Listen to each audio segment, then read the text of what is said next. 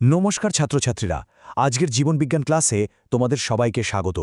আমরা আজকে স্নায়ুতন্ত্রের একটা ভীষণ গুরুত্বপূর্ণ টপিক মানে স্নায়ুর গঠন আর তার কাজ নিয়ে কথা বলবো। চলো স্লাইডগুলো দেখতে দেখতে ব্যাপারটা আরও সহজ করে বুঝে নেওয়া যাক। আমি তোমাদের আজকের জীবনবিজ্ঞান শিক্ষক, আর আমি একদম নিশ্চিত যে এই ক্লাসটা শেষ হওয়ার পর স্নায়ু নিয়ে তোমাদের সব ধারণা জলের মতো পরিষ্কার হয়ে যাবে। তাহলে আর একদম দেরি না করে চলো শুরু করে দিই আমাদের আজকের পড়া।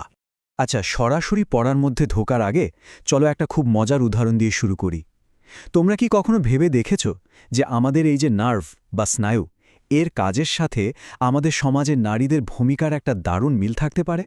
একটু ভেবে দেখো, আমাদের আশেপাশে এমন অনেক মামাসি আছেন যারা শুধু ঘরের কাজই সামলান, তাই না? আমার অনেকে আছেন যারা বাইরে কাজ করেন, অফিসে যান। আর এমনও তো অনেকে আছেন যারা ঘর আর বাইরে দুটোই কি দারুণভাবে সামলান। এখন তোমরা নিশ্চয়ই ভাবছ, আরে জীবনবিজ্ঞান ক্লাসে হঠাৎ এসব কথা কেন? আসলে এই সহজ উদাহরণের মধ্যেই কিন্তু আমাদের স্নায়ুতন্ত্রের কাজের আসল রহস্যটা লুকিয়ে আছে। কি সেই রহস্য? চলো সেটাই এখন জেনে নেওয়া যাক। ওই যে বললাম নারীদের ভূমিকার কথা, ঠিক সেটার মতোই আমাদের শরীরের কিছু স্নায়ু আছে যারা বাইরের দুনিয়ার সব খবর মানে উদ্দীপনা সোজা আমাদের মস্তিষ্কের ভেতরে নিয়ে আসে, অনেকটা ঘরের কাজ সামলানোর মতো।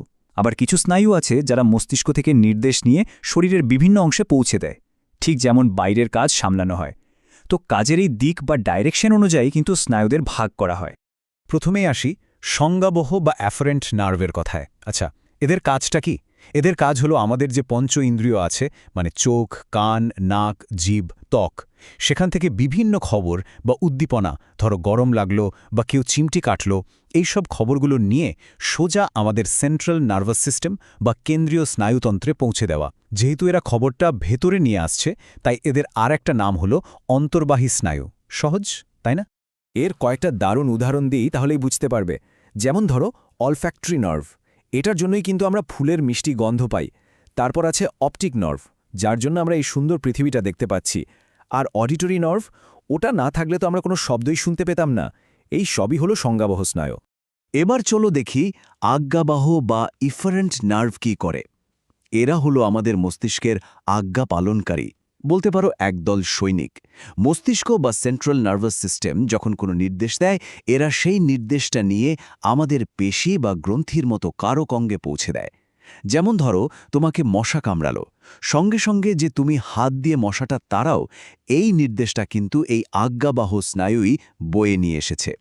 যেহেতু এরা নির্দেশটা বাইরে নিয়ে যাচ্ছে, তাই এদেরকে বলা হয় বহির্বাহী স্নায়ু। এই বহির্বাহী স্নায়ুর দুটো খুব ভালো উদাহরণ হল স্পাইনাল অ্যাক্সেসরি নার্ভ, যেটার জন্য আমরা আমাদের মাথা আর কাঁধ নাড়াচাড়া করতে পারি। আর একটা হলো হাইপোগ্লসাল নার্ভ, যেটা আমাদের জিভের নড়াচড়া নিয়ন্ত্রণ করে। মানে কথা বলার সময় যে জিভটা এত সুন্দরভাবে কাজ করে, তার পেছনে কিন্তু এই নার্ভটাই আছে। আচ্ছা, এবার মনে করো তো সেই সব নারীদের কথা যারা ঘর আর বাইরে দুটোই কি দারুণভাবে সামলান। আমাদের স্নায়ুতন্ত্র কিন্তু ঠিক এইরকম কিছু অলরাউন্ডার বা সুপারস্টার স্নায়ু আছে। এরা দুই দিকেই কাজ করতে পারে। এদেরকে আমরা বলি মিশ্র স্নায়ু। এই মিশ্র স্নায়ুগুলো হলো অনেকটা একটা টু ওয়ে রাস্তার মতো। মানে এরা একদিকে যেমন বাইরের জগতের খবর মস্তিষ্কে নিয়ে যেতে পারে, ঠিক তেমনি মস্তিষ্ক থেকে নির্দেশও শরীরের বিভিন্ন অংশে বয়ে নিয়ে আসতে পারে। তার মানে কি দাঁড়ালো?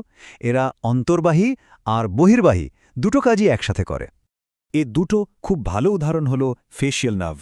আমরা যে মুখে নানা রকম এক্সপ্রেশন দিই, হাসি, কাঁদি, রাগ দেখাই, এ সব কিছুর পেছনে কিন্তু এই নার্ভটাই কাজ করে। আরেকটা খুব গুরুত্বপূর্ণ উদাহরণ হলো ভেগাস নার্ভ। এটা আমাদের হার্ট থেকে শুরু করে হজম ব্যবস্থা পর্যন্ত শরীরের ভেতরের অনেক কিছু নিয়ন্ত্রণ করে। তো আমরা তো জেনে গেলাম যে স্নায়ুরা কি কি কাজ করে, কিন্তু কখনো কি ভেবে দেখেছ যে এই স্নায়ুগুলো আসলে কি দিয়ে তৈরি বা দেখতে কেমন? চলো এবার তাহলে স্নায়ুর একেবারে ভেতরে ঢুকে দেখা যাক, মানে এর গঠনটা একটু বিস্তারিতভাবে জেনে নিই। একটা স্নায়ুকে তোমরা একটা মোটা ইলেকট্রিক তারের সাথে তুলনা করতে পারো। দেখেছ তো, একটা মোটা তার কাটলে তার ভেতরে অনেকগুলো সরু সরু তামার তার থাকে। ঠিক সেই রকম অনেকগুলো স্নায়ুতন্তু বা অ্যাক্সন একসাথে একটা কভার বা আবরণের মধ্যে প্যাক করা থাকে। এই পুরো বান্ডিলটাকেই আমরা বলছি স্নায়ু। আর হ্যাঁ, এদের তো খাবারও লাগবে, তাই এর মধ্যে রক্তনালীও থাকে যা পুষ্টি যোগায়। এই যে বললাম ইলেকট্রিক তারের মতো, এর কয়েকটা লেয়ার বা স্তর আছে। একেবারে বাইরের যে মোটা সাদা কভারটা, সেটার নাম হলো এপিনিউরিয়াম।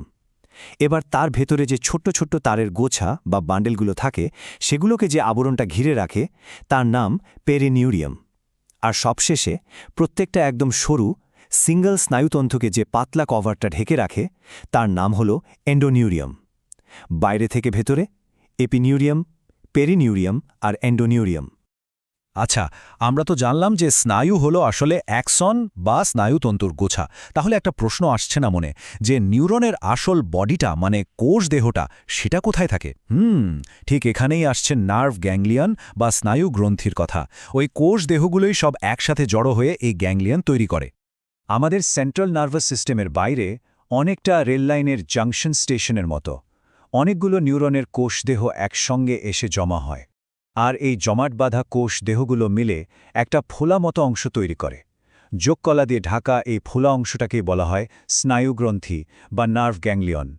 এই স্নায়ুগ্রন্থিরও কিন্তু খুব দরকারি কাজ আছে। যেমন অমেরুদণ্ডী প্রাণীদের শরীরে এটা নিউরো হরমোন তৈরি করে, আর আমাদের শরীরেও এটা এক ধরনের রস তৈরি করে যা পুরো স্নায়ুতন্ত্রকে সতেজ বা ভেজা রাখতে সাহায্য করে। ব্যাপারটা অনেকটা গাড়ির ইঞ্জিনে মোবিল দেওয়ার মতো, যাতে সবকিছু মসৃণভাবে চলে। তো আজকের ক্লাসে আমরা অনেক কিছু জেনে ফেললাম। চলো ক্লাস শেষ করার আগে একবার ঝটপট রিভিশন দিয়ে নিই। আজ আমরা কি শিখলাম? আমরা আজকে প্রথমত 3 রকম স্নায়ু সম্পর্কে জেনেছি: সংজ্ঞাবহ, আজ্ঞাবহ আর মিশ্র স্নায়ু। দ্বিতীয়ত আমরা একটা স্নায়ুর ভেতরের গঠন দেখেছি, তার 3টে স্তর এপিনিউরিয়াম, পেরিনিউরিয়াম আর এন্ডোনিউরিয়াম সম্পর্কে জেনেছি। আর সবশেষে আমরা স্নায়ুগ্রন্থি বা নার্ভ গ্যাংলিয়ন কি আর তার কাজ কি সেটাও শিখেছি। তো এই ছিল আমাদের আজকের আলোচনা। আমি আশা করছি যে স্নায়ুর প্রকারভেদ, তার গঠন আর স্নায়ুগ্রন্থি নিয়ে তোমাদের মনে আর কোনো প্রশ্ন নেই। পুরো ব্যাপারটা নিশ্চয়ই এখন অনেক সহজ লাগছে। আজকের ক্লাসে এত মন দিয়ে সবটা শোনার জন্য তোমাদের সবাইকে অনেক অনেক ধন্যবাদ। আমি নিশ্চিত আজকের এই পড়াটা তোমাদের পরীক্ষার প্রস্তুতিতে খুব সাহায্য করবে। যদি জীবনবিজ্ঞানের আরও এরকম কঠিন বিষয়গুলো সহজ করে বুঝতে চাও তাহলে অবশ্যই আমাদের সাথে থেকো। আর তার জন্য চ্যানেলটাকে লাইক, শেয়ার আর সাবস্ক্রাইব করতে কিন্তু একদম ভুলো না। তোমাদের সাথে খুব শিগগিরই আবার দেখা হবে। ততক্ষণ সবাই খুব ভালো থেকো।